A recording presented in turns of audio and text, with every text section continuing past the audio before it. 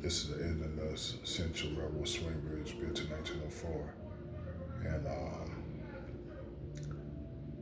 it's a through pointy plate girder swing, and it was built by the American Bridge Company, and it was reduced to a single track in 1990, and it crossed the Hatchie River, located in Rialto, Tennessee, near Covington. So,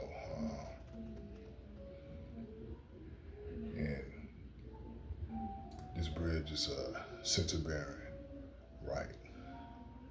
And so look at this swing bridge, right? And look at the swing pier and center bearing, right? And so I believe it's still in service. I believe it's closed shut. Yeah. The Canadian National Railroad is used now, so.